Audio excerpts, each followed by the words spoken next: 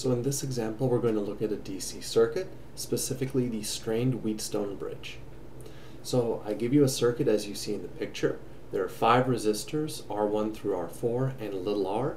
All 5 of them are 10 ohms, except for R1, which is 100 ohms, so it's slightly off balance, and they are connected to a battery with 10 volts. My question is, what is the power dissipated in resistor little r? So I recorded a video slightly earlier with a balanced Wheatstone bridge, and we're going to see that the analysis is very similar to that. So let's begin by drawing in some currents. The currents will be labeled I1 through I4, going through R1 through R4, I little r going through little r, and I naught going through the battery. Now I don't know which way these currents are going, so I'm just guessing those directions. We can now use Kirchhoff's loop rule and Kirchhoff's node rule to solve for the currents.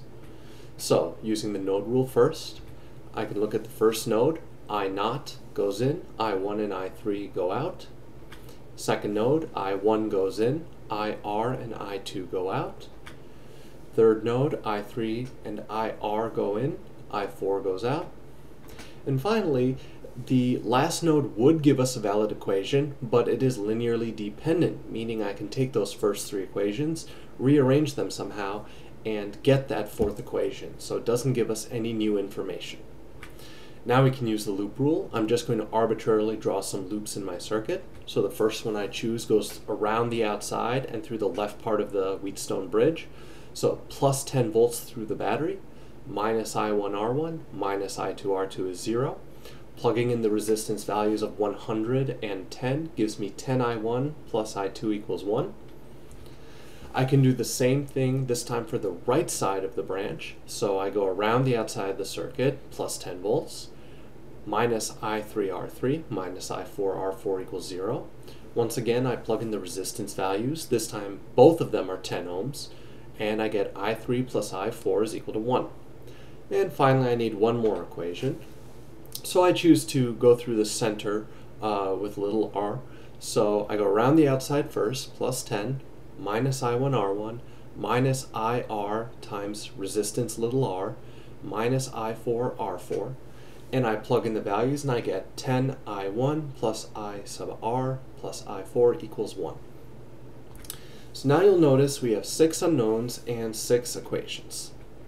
So you can use whatever method you want to solve this system of equations. At this point, it's just a bit of math. I would recommend using MATLAB or some other linear algebra solver, and that's what I've done here. I've used a program called Octave, which is essentially an open source version of MATLAB. And so I've plugged in A, my coefficient matrix, B, all of my voltages, and X is my current. So I now have a current going through little r. The power dissipated in resistor little r is I squared, which is 0.169811 amps squared, times 10 ohms. And when you plug in all those numbers, you get 0.28836 watts. So, a few final thoughts. We can use Kirchhoff's laws to solve for the properties of a circuit. Number 2, the analysis for the strained circuit is almost identical to that of the unstrained circuit. In fact, if you watch the other video, you'll see everything is almost exactly the same. The only slight difference here is the final current that I got is negative. Don't worry about that. That just means I guessed the wrong direction when I initially wrote in those red arrows, but the answer is correct. And number 3, how would this problem change if more than one resistance was changed in the circuit? I think you'll find it's very, very similar to this example.